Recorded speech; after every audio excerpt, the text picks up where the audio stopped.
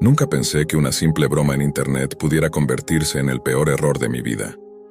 La verdad es que nunca fui alguien particularmente popular. Introvertido, con un humor oscuro que usaba como escudo para la rutina gris y el estrés acumulado. Siempre encontraba alivio en los rincones más extraños del internet, esos lugares donde nadie te juzga por lo que piensas, sino por lo que ocultas. Fue precisamente ahí, en un rincón escondido de la Deep Web, donde todo comenzó. Un foro anónimo, sin reglas claras ni moderación visible, lleno de usuarios que publicaban lo impensable, teorías conspirativas, confesiones criminales y sobre todo, memes. Memes tan retorcidos que ni siquiera podrían sobrevivir unos segundos en la superficie. Era un espacio para soltar lo más crudo del alma sin filtro. Y a mí me encantaba. Aquel día, llegué del trabajo como siempre.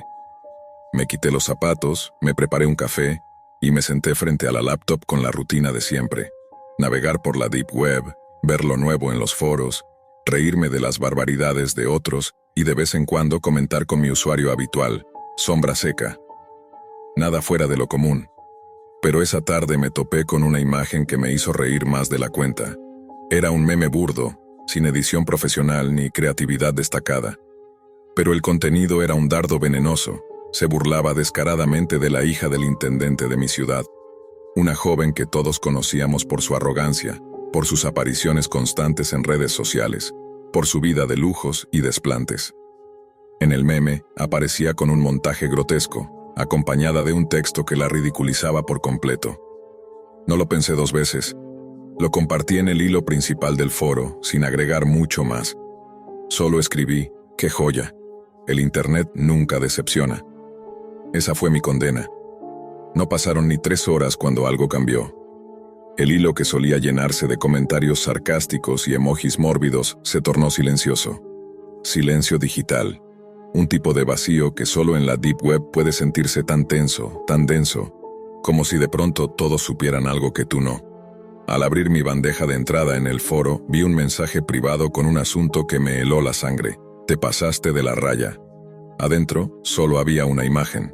Un pantallazo de mi perfil, junto a datos que jamás compartí en línea. Mi nombre real. Mi dirección exacta. El número de mi celular. Y una foto tomada desde fuera de mi casa, esa misma tarde. Apagué la computadora de golpe. El corazón me latía tan fuerte que por un momento creí que iba a desmayarme. Intenté razonar. Debe ser una broma, un hacker jugando. Pero en la Deep Web, las bromas rara vez terminan bien. Esa noche no dormí. Me despertaba con cualquier ruido. Imaginaba sombras tras las cortinas, pasos en el pasillo, susurros en la pared. Y cuando finalmente amaneció, mi teléfono sonó. Un número desconocido. Atendí con la voz quebrada esperando cualquier cosa, pero al otro lado no dijeron nada. Solo un sonido, como una respiración, larga, lenta, amenazante, y luego una voz distorsionada que susurró: «Te estamos observando». Colgué y tiré el teléfono al suelo como si quemara. Llamé a mi proveedor y cambié de número. Bloqueé todo. Cerré todas mis cuentas. Pero ya era tarde. Los días siguientes fueron una pesadilla. Coches que se estacionaban frente a mi casa y se quedaban allí durante horas sin moverse. Una carta anónima llegó por debajo de mi puerta escrita a mano con tinta roja. No decía mucho, solo una línea: «Borra esa sonrisa». Comencé a perder el control. Dejé de ir al trabajo. Apagué todas las luces de la casa, cubrí las ventanas, instalé cámaras. Me convertí en una sombra dentro de mi propio hogar. Y aún así, el miedo no se iba. Volví a conectarme desde una laptop prestada, usando una nueva identidad y una VPN distinta, para intentar dejar una disculpa en el mismo foro. Escribí que no era mi intención ofender, que no sabía lo que estaba haciendo, que me arrepentía profundamente. Lo publiqué. Esperé. Nada. Silencio otra vez. Pero en la Deep Web, el perdón no siempre es una opción. Porque en ese universo paralelo, donde los límites morales están difusos, burlarte de las personas equivocadas no te hace popular, te convierte en blanco. El tiempo pasaba, pero la paranoia se quedaba. Mi vida se desmoronaba pedazo a pedazo. Mis amigos dejaron de buscarme, mi familia se preocupaba, pero no sabía cómo ayudarme. Y yo vivía temiendo que en cualquier momento tocaran la puerta, Que el castigo llegara finalmente. La Deep Web no olvida. Y ese meme maldito fue mi sentencia. Pasaron semanas. El tiempo perdió sentido. No sabía si era lunes o domingo, si era de día o de noche. Cerré todas las cortinas, cubrí los relojes, desconecté el timbre. La casa se convirtió en un búnker, en una trinchera de locura donde cada crujido de la madera sonaba como una amenaza. Cada sombra parecía una silueta esperando el momento exacto para entrar. Comencé a registrar todo. Anotaba los horarios en los que aparecían los autos sospechosos, las placas, si podía distinguirlas, la hora en la que alguien parecía pasar caminando frente a la puerta, incluso los patrones de los zumbidos eléctricos, convencido de que podían estar usando tecnología para interferir con mis dispositivos. La Deep Web me había atrapado, pero ahora jugaba con mis sentidos, y ya no sabía si la amenaza era real o si simplemente yo me había convertido en un prisionero de mis propios errores. Un día cometí otro error. Me conecté otra vez. No por valentía, sino por desesperación. Quería entender. Necesitaba respuestas. ¿Quién era esta gente? ¿Por qué un simple meme había desencadenado todo esto? ¿Era acaso un grupo organizado? ¿Una red de vigilancia dentro del mismo foro? ¿O tal vez la hija del funcionario pertenecía a algo más grande? Usé otra computadora, nuevas credenciales, y encontré el hilo donde todo había comenzado. Pero ya no estaba, había sido borrado por completo. En su lugar había un mensaje anclado por el administrador del foro. Aprendan a medir sus palabras, este no es un lugar para amateurs. Ese post tenía una imagen adjunta. Al abrirla mi estómago se retorció. Era una captura de una cámara de seguridad, en blanco y negro. Mostraba la entrada de mi casa, con mi silueta detrás de la cortina. Ni siquiera sabía que esa cámara existía. Apagué todo de nuevo, rápido, como si el fuego estuviera saliendo por la pantalla. Comencé a sudar frío. Me senté en el suelo, contra la pared, abrazando mis rodillas. Quería llorar, pero no me salían las lágrimas. Lo que sentía ya no era miedo. Era una resignación amarga. Sabía que me estaban vigilando, que sabían dónde vivía, cómo pensaba, qué estaba buscando. Desde entonces, comencé a tener sueños. Pesadillas vívidas que me despertaban con el cuerpo empapado. Veía rostros sin ojos, voces moduladas que me hablaban desde las paredes, y pantallas con código interminable bajando como lluvia. En uno de esos sueños, alguien me susurraba: no es lo que compartiste, es a quien tocaste. La Deep Web tiene reglas, no escritas, no explícitas. Pero todos los que navegan lo bastante profundo lo entienden. Hay líneas que no se cruzan. Ciertas personas, ciertos temas, ciertos nombres, están protegidos, no por moral, no por respeto, sino porque están conectados a algo más oscuro, más grande. Un día decidí salir de casa, necesitaba aire, ver gente, confirmar que el mundo seguía allí. Me afeité, me puse una gorra y salí caminando, pero el mundo ya no era el mismo, o al menos yo ya no lo era. Miraba cada rostro 2 veces, cada coche que pasaba, cada teléfono que apuntaba en mi dirección, cada reflejo en los vidrios de los edificios. Sentía que en cualquier momento algo iba a pasar. Y pasó. En una de las calles más concurridas, sentí una vibración en el bolsillo. No llevaba mi número antiguo. Este era un teléfono nuevo que apenas usaba. Lo saqué, un mensaje sin remitente. Creímos que habías aprendido. Miré alrededor tratando de encontrar a alguien con un teléfono en la mano. Pero era inútil, todo el mundo tenía uno. Podía ser cualquiera. Pude haber gritado, correr, romper el aparato. Pero no lo hice. Solo apreté los dientes y seguí caminando, como si nada. Porque entendí algo que me dejó helado, no importa lo que hiciera. Ya no era un simple espectador de la Deep Web, ahora era parte de su memoria. Volví a casa con la cabeza baja. Sabía que no podía contarle esto a nadie. ¿Qué iba a decir? Me están acosando por un meme. Nadie lo entendería, nadie lo creería. Pensarían que era un paranoico, un conspiranoico más. Esa noche, al encender la lámpara de la sala, encontré algo que no estaba ahí antes. Un sobre blanco, sobre la mesa. No había forma de que alguien lo hubiera dejado sin forzar la puerta. Lo abrí con manos temblorosas. Adentro había una sola hoja, una impresión de mi comentario en el foro, el que hice con mi usuario Sombra Seca. Y abajo, con tinta negra, una frase escrita a mano: no se borra lo que ya viste, Esa noche no encendí ninguna luz. Me senté en el suelo, con la espalda contra la pared, el sobre aún en mis manos. Esa frase, "no se borra lo que ya viste", era más que una amenaza. Era una sentencia. Una verdad absoluta en la Deep Web. No importa si cierras las pestañas, si borras los historiales, si destruyes discos duros o tiras los teléfonos. Lo que viste, lo que compartiste, lo que tocaste, se queda contigo, para siempre. Durante horas me quedé inmóvil, escuchando los sonidos del silencio. Ni siquiera el reloj parecía moverse, solo mi respiración entrecortada y el zumbido lejano del transformador de luz en la calle.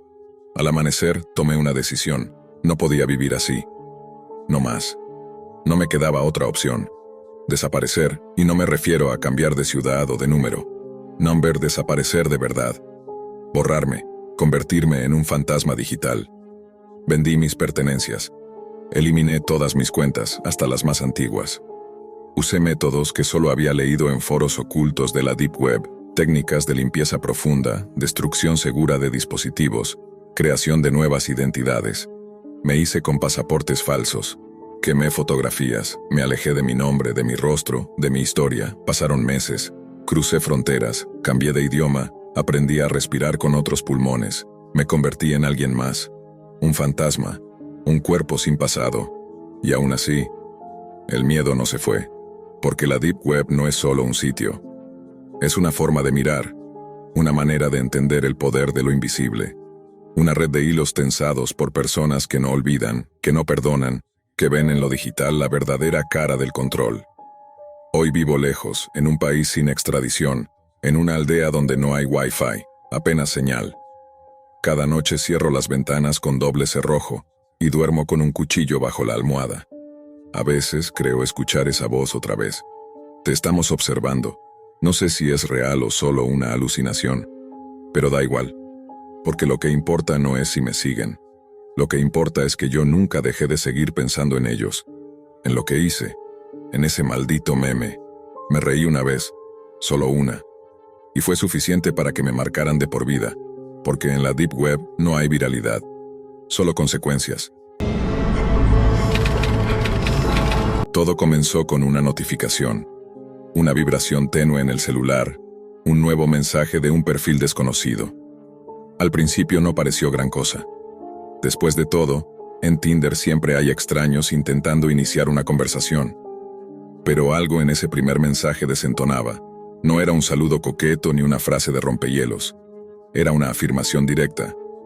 Te vi en una plataforma privada, eres más hermosa en persona. Ella lo ignoró, lo bloqueó, lo borró. Pensó que era un error, un loco más entre tantos. Pero la pesadilla apenas comenzaba. Horas después, su cuenta de Instagram recibió una solicitud de seguimiento con el mismo nombre, Axel. Su perfil parecía normal. Fotos en blanco y negro, frases filosóficas, una selfie borrosa, pero no lo aceptó. Luego llegó el primer correo electrónico, enviado desde una dirección encriptada, con un nombre irreconocible y un mensaje perturbador. Sé dónde trabajas. Te ves bien con el uniforme blanco. ¿A qué hora sales mañana? Fue ahí cuando el miedo se instaló. Alguien estaba observándola. Alguien que no solo había visto su cara, sino que sabía sus horarios, su ubicación y detalles que jamás había publicado en ninguna red. Comenzó a revisar cada cuenta, cada ajuste de privacidad, cada conexión. Nada parecía comprometido. Su Tinder estaba cerrado, sus redes eran privadas y no había aceptado nuevos contactos en semanas. ¿Cómo entonces? La respuesta llegó en forma de un mensaje anónimo en un foro de seguridad digital. Tu imagen fue vista en un dump de la Deep Web. Revisa el nodo Black Tinder X. Ella no sabía nada de eso, ni de nodos ocultos, ni de redes anónimas. Pero el nombre Deep Web la dejó helada. Empezó a investigar. Descubrió que Black Tinder X era un servidor privado dentro de la Deep Web, un mercado de imágenes robadas, conversaciones filtradas y perfiles clonados. La mayoría de los perfiles eran de mujeres como ella. Pagó a un experto para acceder. Lo que encontró era aterrador. Su foto, la misma que usaba en Tinder, aparecía en una carpeta llamada New York Private Dump, Confirmed Active. Su nombre estaba mal escrito, pero su ciudad, su edad y hasta una breve descripción de su trabajo coincidían. Alguien había copiado su identidad. Alguien la había colocado en un catálogo de objetivos. Y ese alguien se hacía llamar Axel. La Deep Web era un mundo sin reglas. No era solo lo que los rumores decían. Era real. Era un ecosistema paralelo donde predadores digitales acechaban a víctimas como ella desde las sombras. Axel no era una coincidencia. Era un usuario frecuente. En los foros lo llamaban el amante de los clones. Tenía más de 20 perfiles distribuidos en distintos servidores ocultos. Era meticuloso. Era paciente. Y sobre todo, era reincidente. Lo más escalofriante fue descubrir que ya había sido arrestado antes. En 2019, bajo otro nombre, fue condenado por acoso digital y almacenamiento de pornografía infantil. Cumplió solo 3 años. Luego desapareció. Pero los rastros digitales nunca mueren. Un analista de ciberseguridad que colaboró con ella identificó su estilo, su lenguaje, su forma de actuar. Era él. No había duda. Axel había vuelto. Y esta vez la había elegido a ella. Comenzaron las apariciones físicas. Una noche, al salir del trabajo, lo vio en la estación de tren. No la miró. Solo caminó a su lado. Otra vez, lo encontró sentado en una banca frente a su edificio. Fingía estar leyendo un libro. En otra ocasión lo vio en la fila de una cafetería. No llevaba celular. No pagó nada. Solo estaba allí. Ella fue a la policía. Mostró los correos, las capturas, los nombres. Pero todo era etéreo. Las IP venían de la red Tor. No había prueba de agresión física, solo indicios, rastros, sospechas. Le recomendaron cambiar de teléfono. Cambió. Cambió de número. Cambió de ruta al trabajo. Cambió su forma de vivir, pero no fue suficiente. Una madrugada, despertó con una llamada de número desconocido. No contestó. Segundos después, un mensaje de voz. Tus cortinas blancas dejan pasar la luz cuando te bañas. ¿Siempre usas esa toalla azul? Llamó a emergencias. Patrullas inspeccionaron la zona, pero no encontraron a nadie. Solo una colilla de cigarro en el porche y una pequeña cámara espía pegada al medidor de gas. Nadie la protegía. La Deep Web lo hacía intocable, y cada intento de denunciarlo parecía una batalla contra un fantasma. Volvió a consultar a expertos. Un investigador de delitos cibernéticos le explicó que Axel operaba desde redes superpuestas, usando servidores proxy, VPNs encadenadas y dispositivos esclavos. Estaba conectado desde distintos países a la vez. Incluso cuando lograban rastrear su señal, parecía multiplicarse. Era como un virus, un enjambre. Uno de los foros más activos en la Deep Web, llamado Stalker Ground, tenía un hilo dedicado a él.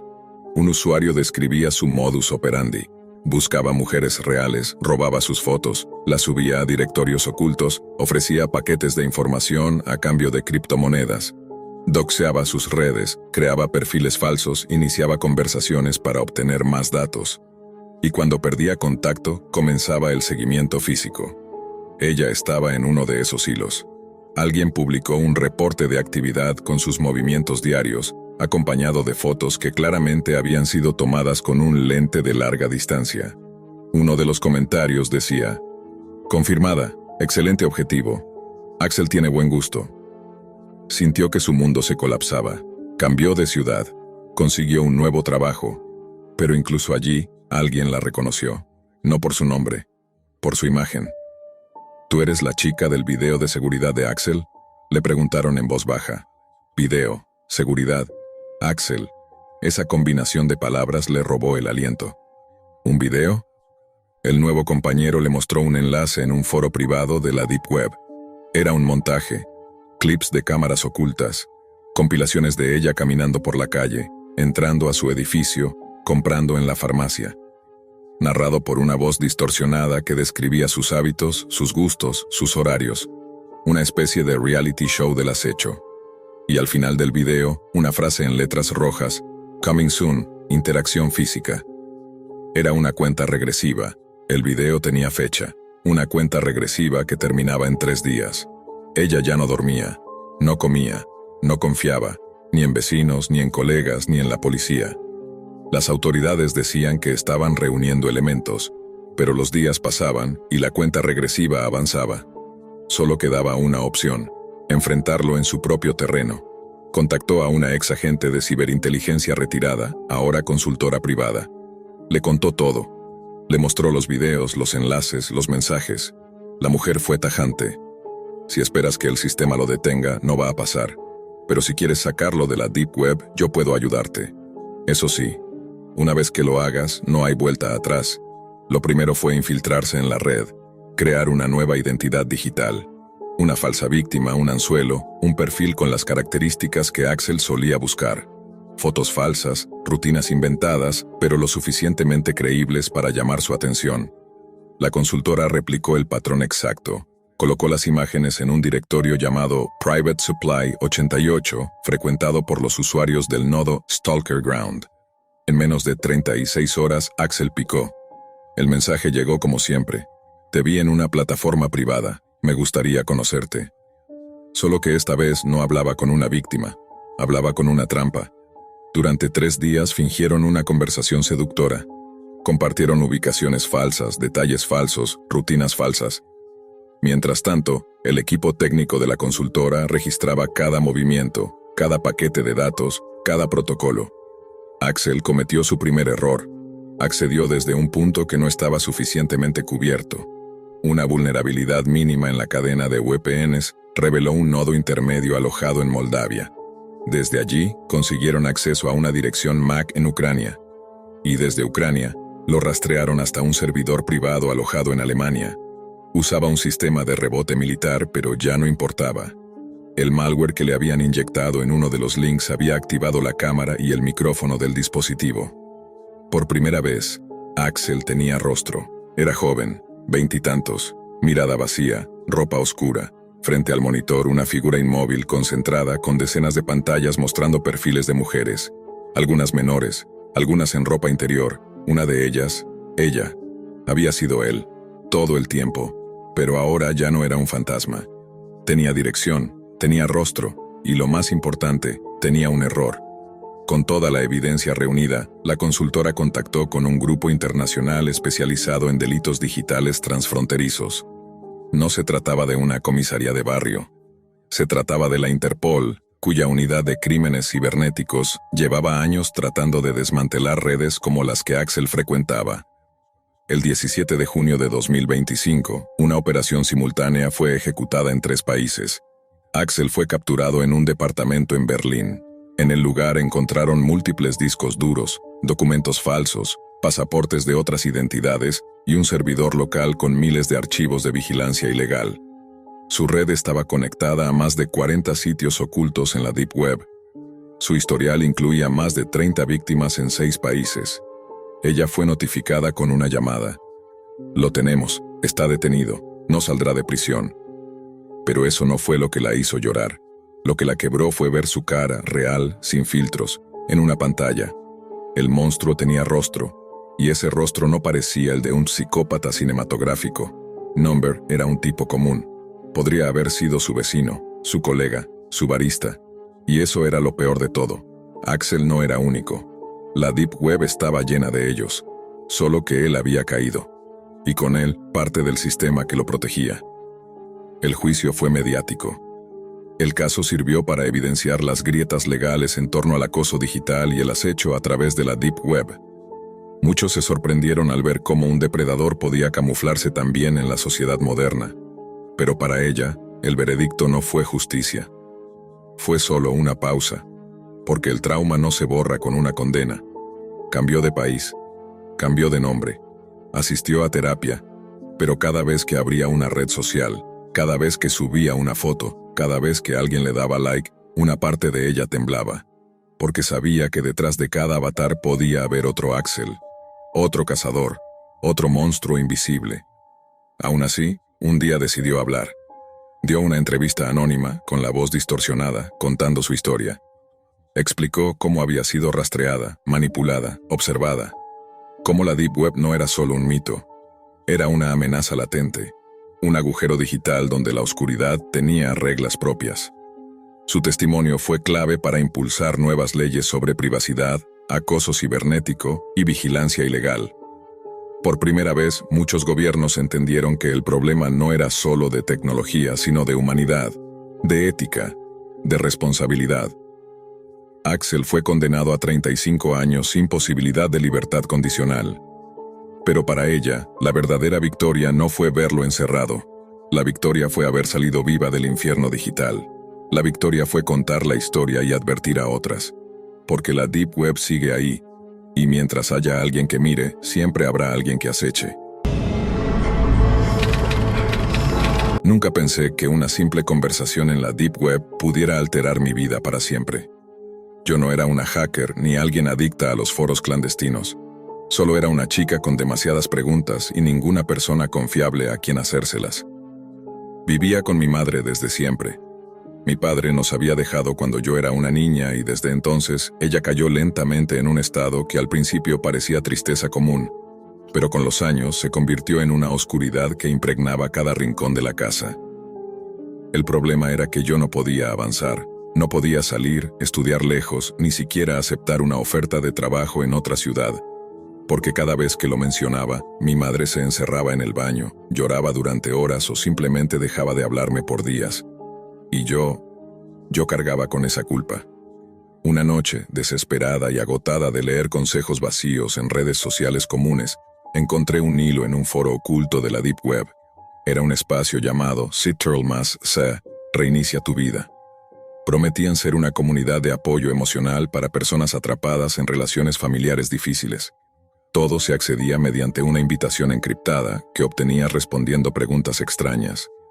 Algunas parecían triviales, como cuál era tu sabor favorito de helado, pero otras indagaban en cosas que yo nunca le había contado a nadie.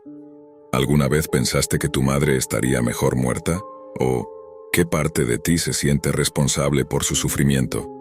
Lo perturbador fue que, cuando terminé el formulario, el acceso no solo se desbloqueó, también alguien me escribió de inmediato. «Hola Clara, te estábamos esperando». Me congelé. Yo no había puesto mi nombre real, nunca lo ingresé. Aún así, sabían quién era. Dentro del foro las conversaciones parecían genuinas. Historias similares a la mía, consejos entre usuarios, experiencias traumáticas compartidas como si fuera un grupo de ayuda. Me sentí escuchada por primera vez en años. Empecé a escribirles sobre mi madre, sobre cómo me sentía atrapada, cómo temía que si me iba, ella pudiera lastimarse. No tardaron en responderme. No con advertencias o alarmas, sino con palabras suaves, tranquilizadoras y extrañamente calculadas. Tu madre está programada para sabotear tu libertad, decía uno. Hay técnicas para reconfigurar esa clase de vínculo, comentaba otro. Y el más siniestro de todos. A veces, el cuerpo necesita una herida para que el alma entienda. No entendí bien qué querían decir, pero como una idiota, seguí leyendo. Me recomendaron ejercicios para desacoplar la empatía paralizante. Técnicas como ocultar noticias positivas, evitar el contacto visual al dar malas noticias e incluso simular amenazas externas para que la madre cambiara de actitud por miedo. Todo sonaba retorcido, pero estaba tan desesperada que empecé a probar algunas cosas. Nada grave, solo mentiras pequeñas. Dije que me habían robado en la calle, que alguien me había seguido a casa. Mi madre se preocupó, claro, pero también me abrazó como hacía tiempo no lo hacía. Eso me enganchó aún más al foro. Era como si de verdad supieran cómo funcionaban las emociones humanas en su nivel más crudo. Me convertí en una usuaria activa. Incluso me ofrecieron acceso a canales premium, donde los consejos ya no eran públicos. Ahí fue cuando todo empezó a irse al abismo. Me hablaron de intervenciones dramáticas, actos de choque emocional diseñados para manipular el comportamiento de personas resistentes. Yo dije que eso sonaba a tortura. Me dijeron que no era diferente a una cirugía, un corte controlado para sanar el tejido dañado. Una noche vi un mensaje privado. Solo decía: «Prepárate, tu madre pronto entenderá lo que es el miedo. No le pasará nada, irreversible». Al día siguiente llegué a casa y encontré la escena que todavía me persigue en pesadillas. Mi madre tendida en el piso, el camisón empapado en sangre, un cuchillo cerca, las cortinas abiertas como si alguien hubiera salido corriendo. Grité. Llamé a emergencias. Lloré mientras trataba de presionar la herida con una toalla. Ella aún respiraba, pero apenas. La policía vino, no había huellas, ni cerraduras forzadas, ni cámaras cercanas con actividad sospechosa. Los paramédicos decían que las heridas eran superficiales, intencionalmente no letales. Algo no cuadraba. Ella decía que un hombre encapuchado había entrado, la amenazó y luego la atacó. Pero cuando me miró, su rostro no mostraba miedo. Mostraba otra cosa, culpa. Pasaron días. Yo no volví al foro. Lo intenté, pero el sitio había desaparecido. No es que estuviera caído. Es que el acceso ya no existía. Todos los enlaces devolvían errores o se autocerraban tras unos segundos. Era como si nunca hubiera estado ahí. Una noche, revisando la libreta de mi madre, encontré algo que me dejó helada.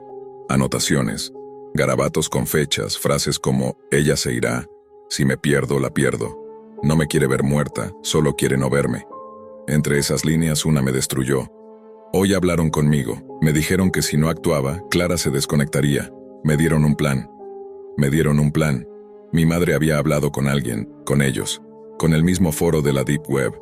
Alguien que supuestamente era mi apoyo, mi guía, también le había escrito a ella. La habían manipulado, igual que a mí, tal vez más, convenciéndola de que si fingía un ataque, si creaba una crisis suficiente, yo jamás me iría. Y funcionó. Yo no me fui. Volví a cuidar de ella. Me quedé. Suspendí mis planes, rompí con mi pareja y reconstruí la rutina que creí dejar atrás. Solo que esta vez nada era igual.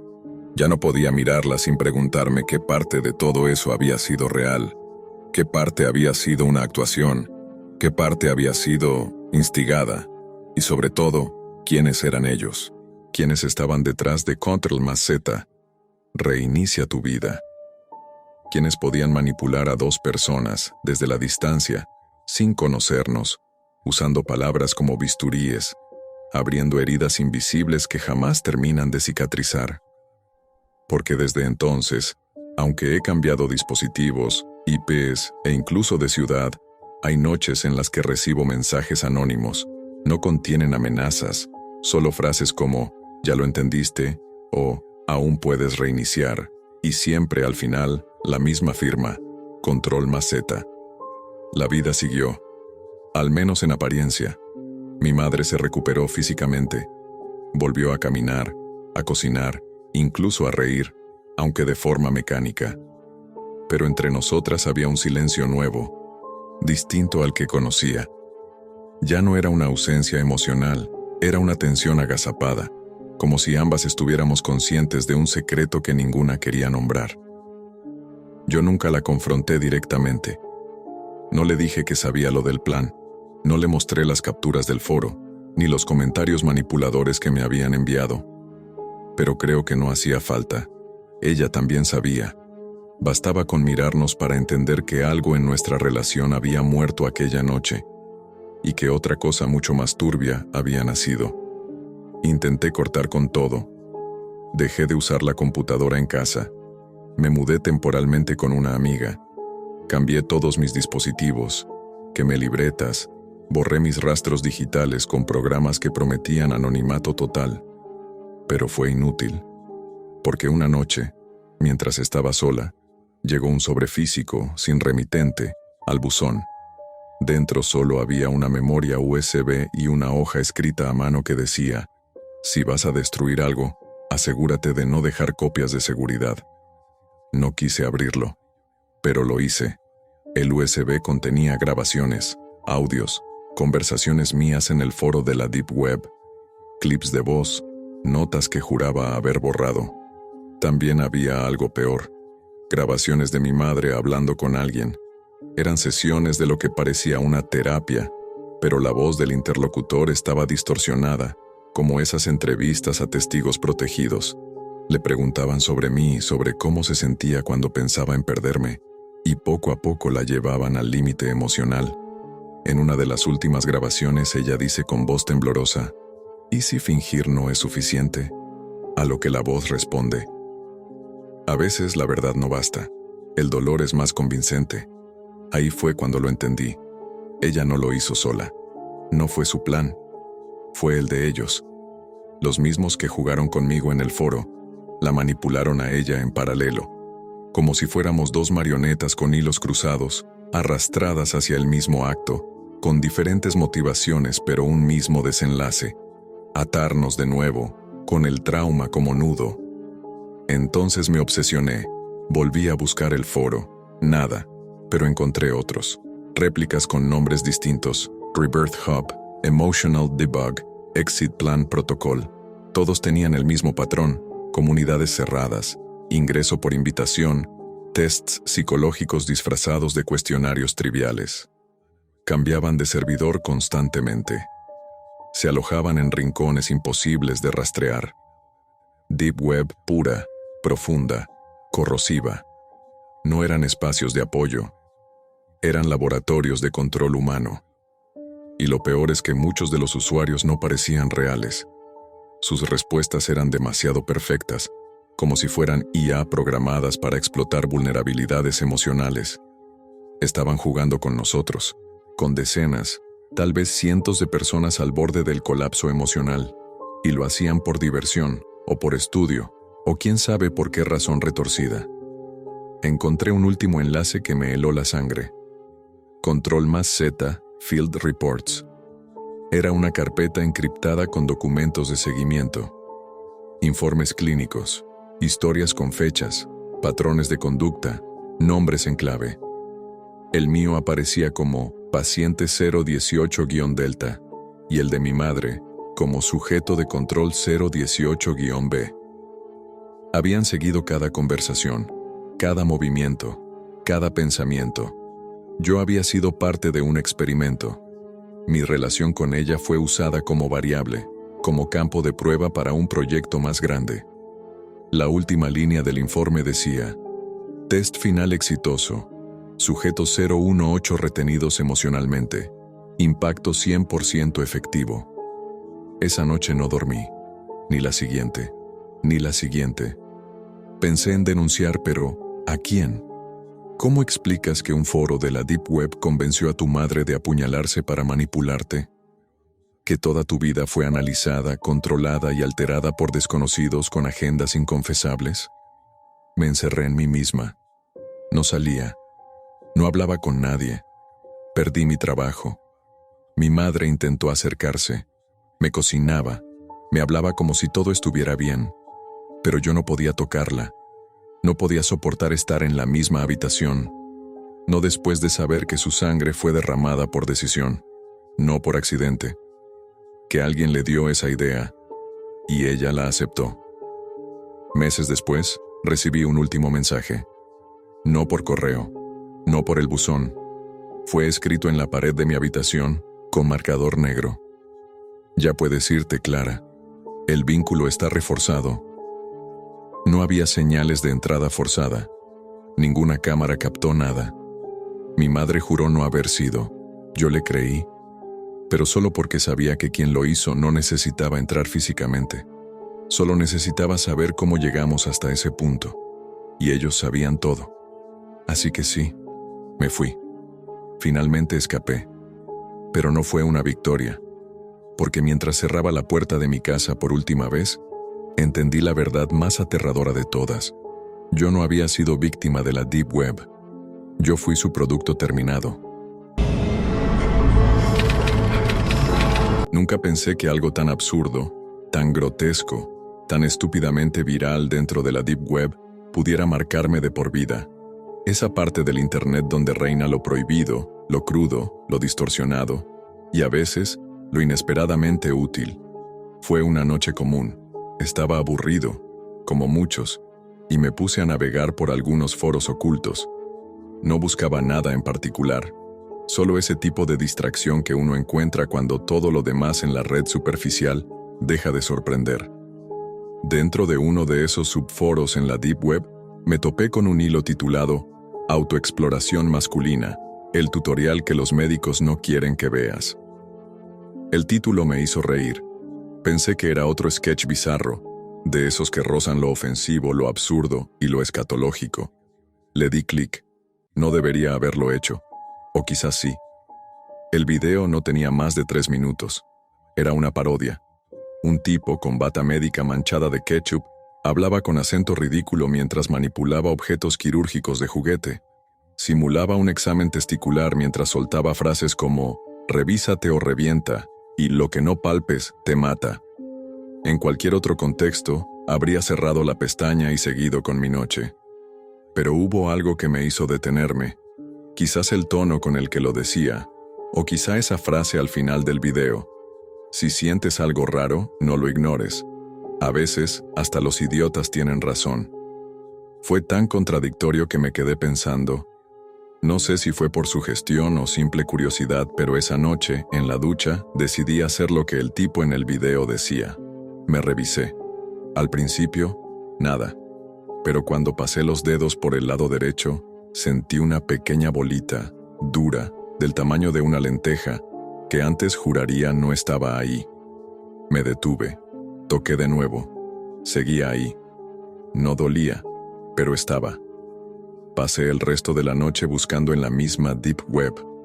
Intentaba entender si aquello era normal, si era parte de alguna condición, o si todo esto era solo un efecto placebo. Encontré decenas de hilos, algunos serios, otros delirantes.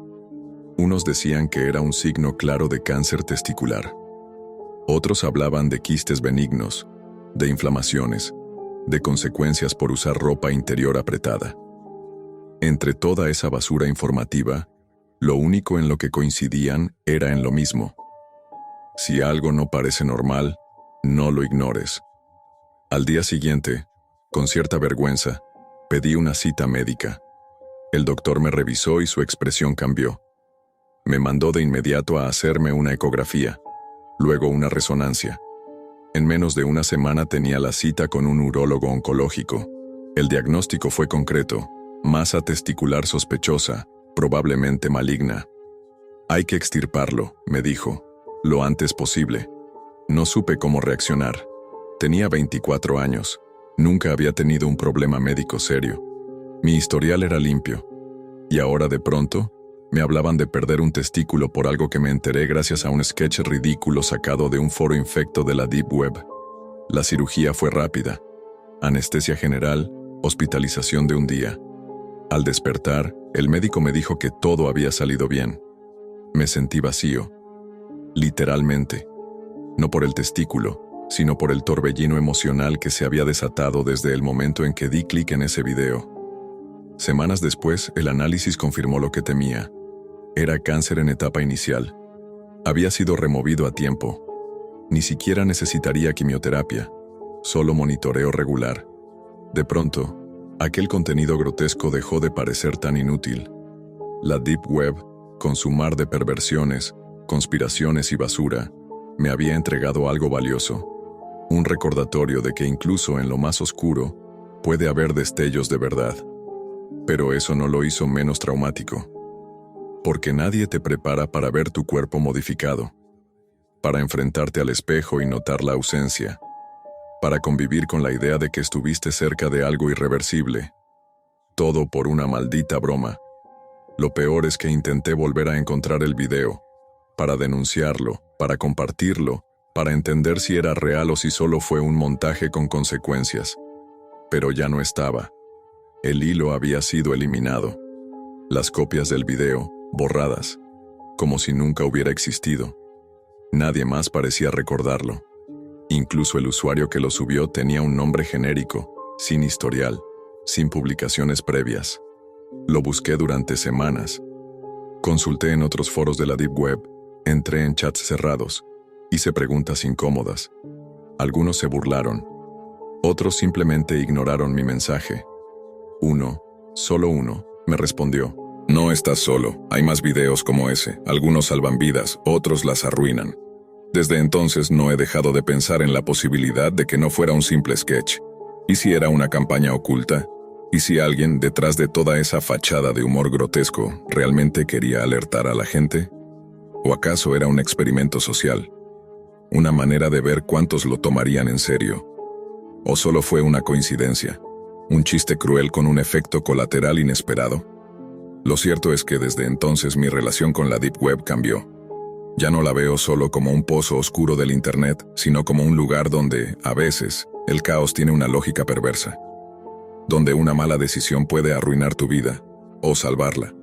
Pasaron los meses. Volví a trabajar. Me adapté a la nueva rutina médica. Análisis de sangre cada 3 meses, tomografías cada 6. Aprendí a bromear con mi condición. Incluso llegué a contarle a algunos amigos lo que me había pasado, aunque omitía el detalle de la Deep Web. Era más fácil decir que lo descubrí por accidente, por precaución personal. ¿Cómo explicarles que fue un video burlesco en un rincón oscuro del internet el que me alertó? Pero por dentro, algo no se cerraba. No era solo la cicatriz física, era la pregunta constante. ¿Por qué yo? ¿Por qué ese video? ¿Por qué justo en ese momento?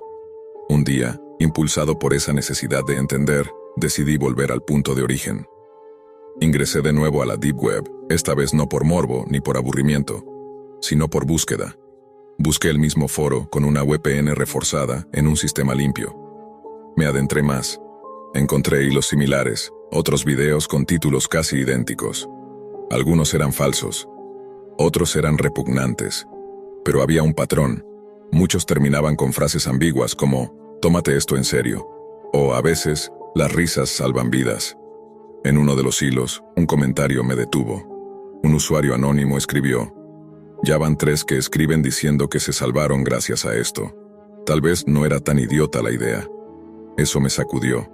No estaba solo. No había sido un accidente aislado. Era como si alguien o un grupo hubiera decidido disfrazar mensajes importantes bajo el velo del absurdo. En medio de la cloaca que es la Deep Web, existía una corriente de usuarios que usaban el humor grotesco como vehículo para algo más. Un sistema de alerta encubierto, satírico, pero efectivo. Decidí escribir. Compartí mi historia con todos los detalles, sin vergüenza, sin escudos. Había que hacerlo. Si a mí me salvó, tal vez podía salvar a otro. Lo publiqué bajo un título provocador. Perdí un testículo gracias a la Deep Web, y te diré por qué fue lo mejor que me pasó. No esperaba nada, pero una semana después mi bandeja se llenó de mensajes. Algunos me agradecían por compartirlo, otros contaban historias similares, e incluso hubo quien me confesó haber visto el mismo video, pero no haberse atrevido a revisarse, y que ahora lo haría. Y entonces lo entendí. Lo que empezó como una broma macabra terminó siendo una red de advertencias. La Deep Web, por enfermiza que sea, también es espejo de la realidad, y a veces lo que se oculta detrás del ridículo es más valioso que lo que se muestra con solemnidad. Sí, perdí un testículo, pero gané otra oportunidad, ganó mi vida, y aunque no puedo evitar estremecerme cada vez que escucho la palabra tutorial o veo algún video en esos foros oscuros, ya no siento solo miedo o repulsión, siento respeto, por el caos, por lo impredecible, y por esa versión distorsionada del Internet donde, irónicamente, una broma estúpida terminó siendo el grito de alerta más importante de mi existencia. Porque a veces, lo que parece una trampa, es una señal disfrazada. Y la Deep Web, en su locura, me lo gritó con risas. Todo comenzó con una sensación. Pequeña, incómoda, difícil de explicar, como si los ojos de alguien estuvieran fijos en su nuca cada vez que caminaba del baño al cuarto, como si el silencio en su apartamento no fuera real, sino un disfraz de algo que respiraba muy despacio. Y ella, Clara, no era una persona paranoica. Vivía sola, sí, pero era de rutinas firmes, racional, incrédula ante las conspiraciones digitales, hasta que los detalles comenzaron a volverse imposibles de ignorar. Primero fue la notificación de su proveedor de Internet, consumo anómalo de datos. Según el informe, había picos de transferencia durante las noches, entre las 2 y las 5 de la mañana, cuando ella dormía profundamente. Pero Clara no hacía transmisiones, no tenía cámaras de seguridad, y vivía con las contraseñas cambiadas cada mes. Lo descartó. Pensó que era un error, tal vez una actualización automática. Pero algo no cerraba. Cada mañana se despertaba con el presentimiento de que alguien había estado ahí. Una madrugada, después de una pesadilla particularmente vívida, se levantó empapada en sudor. Tomó su celular, fue a la aplicación de su router y revisó los dispositivos conectados. Había uno que no reconocía, un ID en hexadecimal, como si alguien hubiera enmascarado su presencia. Lo bloqueó de inmediato, pero al día siguiente volvió a aparecer. Fue entonces cuando decidió investigar más a fondo. No con un técnico, no con la policía, sino con una amiga de la universidad, Lila, una vieja compañera de informática que solía bromear con haber sido parte de comunidades alternativas en Internet. Cuando Clara le explicó todo, Lila se puso seria. Le pidió acceso remoto a su red. En menos de una hora, le mandó un mensaje crudo y directo. Clara, tienes que hablar conmigo en persona y no uses más tu computadora. Se encontraron en un café de las afueras. Lila le mostró su laptop. Había accedido a un dominio oculto de la Deep Web, un sitio alojado en un servidor .onion especializado en transmisiones privadas. El portal, con estética tosca y una interfaz rudimentaria, mostraba una lista de habitaciones, algunas con nombres genéricos, otras con descripciones más precisas. Rubia en cocina, dormitorio de estudiante 3A, bañera 47 Oeste. Entre ellas había una marcada como nueva adquisición, pasillo lateral. Lila hizo clic, la imagen era en blanco y negro, pero Clara reconoció de inmediato el ángulo, era su sala, su maldito sillón, su lámpara torcida, su cuerpo pasando por allí envuelto en una toalla. Clara casi vomita. ¿Cómo demonios? Lila le explicó que no era la primera vez que veía algo así. Algunas personas en la Deep Web se dedicaban exclusivamente a esto. Voyeristas extremos, hackers que intervenían cámaras y, en casos aún más graves, instalaban físicamente dispositivos en viviendas de mujeres que seleccionaban como interesantes.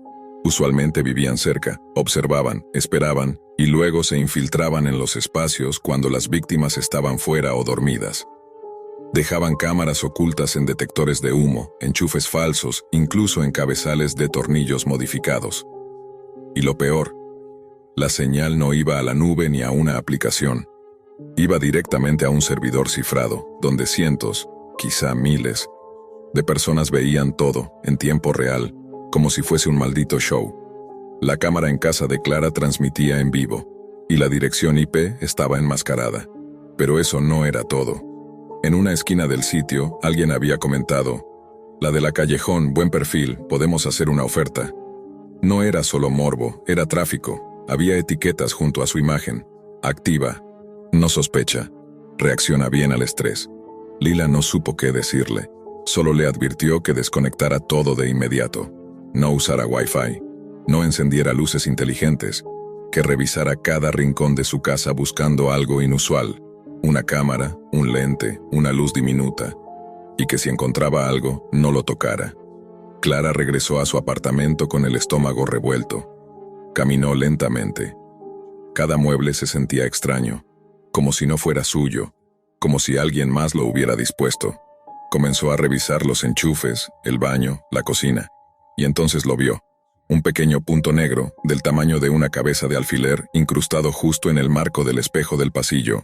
El corazón le estalló en el pecho, lloró, gritó, y luego, con los dedos temblando, cortó la electricidad. Desconectó el router, rompió su celular, desatornilló el espejo, y sí, detrás había un pequeño dispositivo, delgado como una tarjeta SD, pegado con cinta doble cara, con una antena en miniatura que había estado emitiendo quién sabe cuánto tiempo. No llamó a la policía. Ya lo había hecho una vez, semanas antes, cuando pensaba que alguien la estaba siguiendo. Le dijeron que no podían hacer nada sin pruebas, que quizás era ansiedad, que tal vez debería bajarle al internet. Esta vez no iba a arriesgarse a que la trataran como loca. Se fue, tomó un par de mudas de ropa, dinero en efectivo y su pasaporte. Se hospedó en un hotel donde el Wi-Fi era opcional. Le pidió a Lila que apagara todo en su apartamento, y no volvió. Por días, no durmió. Se sentaba en la habitación con una navaja en la mano, esperando escuchar pasos que no llegaban. Y sin embargo, cada vez que cerraba los ojos, revivía los videos que vio. Los comentarios, la etiqueta nueva adquisición, el chat en vivo con espectadores opinando sobre su cuerpo, su ropa, sus rutinas. Nunca imaginó que existiría algo así, que su intimidad pudiera ser explotada de forma tan brutal y compartida en los rincones invisibles de la Deep Web como si fuera contenido de entretenimiento. Y lo peor era la comunidad. Los mensajes no eran aleatorios. Había usuarios frecuentes, avatares repetidos. Uno en particular, con el alias El Callejonero, parecía tener especial interés en ella. Comentaba con regularidad, subía timestamps, recomendaba ángulos, hablaba de su gato, de su café preferido. Detalles tan íntimos que era evidente que no solo la veía por la cámara, la conocía. Ahí fue cuando entendió que el problema no era solo el lente escondido, el problema era él. el voyerista, el que había elegido su apartamento, el que había invadido su espacio físico y digital, y lo había hecho sin que ella notara nada. Podía ser su vecino, su repartidor, el tipo del callejón trasero que siempre fumaba sin mirar a nadie. Clara no podía regresar a su antigua vida. El apartamento que una vez fue su refugio, ahora era una escena del crimen sin perpetrador. Pero más que eso, era un espejo roto de confianza. No podía caminar sola sin voltear a cada instante. No podía usar su laptop sin cubrir la cámara. Cada ruido la alteraba, cada sombra la paralizaba. Y lo peor era saber que, mientras ella intentaba reconstruirse, su imagen seguía flotando en algún rincón del internet invisible. Durante semanas se mantuvo en silencio, moviéndose de hotel en hotel. Cambiaba de habitación cada 3 días. Llevaba un celular desechable y evitaba cualquier tipo de conexión digital. Lila la ayudaba a rastrear la red, a monitorear si las transmisiones seguían activas. Pero el sitio en la Deep Web parecía haber desaparecido, como si nunca hubiera existido. Solo quedaban capturas de pantalla, fragmentos de código y una URL.onion que ahora devolvía un error 503. Eso, sin embargo, no era un alivio, era un problema más. Porque para quienes conocen la Deep Web, la caída de un sitio no significa su fin, significa que se mudó. Cambió de servidor, cambió de nombre, cambió de rostro. Un día, en una madrugada cualquiera, el celular de Clara vibró. Era un número desconocido. Al contestar, solo escuchó una respiración, lenta, seca, una pausa, y luego una voz rasposa susurró: ¿Extrañas tu casa, Clara? Colgó de inmediato. Lila intentó rastrear la llamada, pero no hubo suerte. Número enmascarado, rebotado en servidores anónimos, posiblemente a través de un software VoIP alojado en la Deep Web. Fue entonces cuando decidieron tomar medidas más drásticas. Clara desapareció. Se borró del mapa. Con ayuda de una red de activistas digitales que Lila conocía, consiguió un cambio de identidad parcial, apoyo legal y un nuevo lugar donde vivir. Esta vez sin dispositivos inteligentes, sin conexión a Internet, sin redes sociales. Le dijeron que era como volver a los años 90, pero que era el único camino seguro. Clara lo aceptó. Era eso, o vivir con la paranoia de ser vista, cada segundo, por ojos sin rostro. Aún así, la pesadilla no terminó. Meses después, mientras caminaba por un mercado local en su nueva ciudad, algo la detuvo. Un mural urbano en una pared agrietada, un collage de imágenes pixeladas, estilo glitch, y entre ellas, una figura familiar, su silueta, desnuda, borrosa, pero inconfundible, pegada con cinta adhesiva como un trofeo. Abajo, un mensaje escrito con plumón negro: El callejón no olvida. Clara tembló. Miró a su alrededor. Nadie parecía notar la imagen. Nadie parecía entender su significado. Pero para ella fue claro, no estaba a salvo, no aún, tal vez nunca. Esa noche volvió a Lila. Le pidió que intentara entrar nuevamente al portal. Lila se negó al principio, pero Clara insistió. Necesitaba saber. Necesitaba confirmar si seguía viva digitalmente.